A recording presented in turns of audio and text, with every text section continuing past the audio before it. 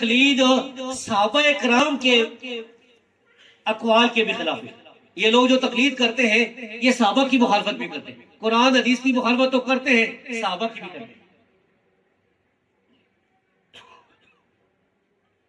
یہ جامع بیان العلم و فضل ابن عبد البار کی کتاب، اس میں سے ایک صحیح روایت میں آپ کے سامنے تو یہ ایک عام حوالہ ہے، بلکہ یہ بہت ہی اہم، بہت امپارٹنٹ یہ دلیل ہے، اس کو سارے بھائی یاد رکھیں۔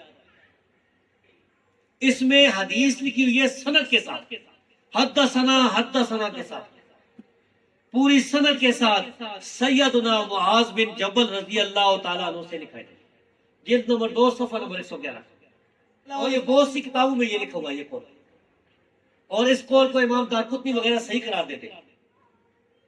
سیدنا معاذ بن جبل رضی اللہ عنہ، اما العالم فإن اهتدى فلا تقلدوه دینکم، اگر عالم ہدایت پر بھی ہو تو اپنے دین میں اس کی تقلید نہ کرو۔ اس بات کو پھر غور کریں۔ امام ابن عبد البر صحیح سند کے ساتھ سیدنا معاذ بن جبل رضی اللہ تعالیٰ عنہ جلیل القدر صحابی سے نقل کرتے ہیں کہ اگر عالم سیدھے راستے پر بھی ہو، ہدایت پر بھی ہو، تقلید نہیں کرنی دین میں، فلا تقلدوه دینکم، دین میں اس کی تقلید نہ کرو۔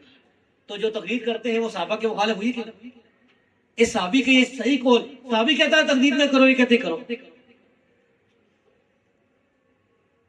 یہ میرے پاس ایک دوسری کتاب ہے یہ حدیث کی، اصل امام بہقی رحمۃ اللہ علیہ، جلد نمبر 2 ہے،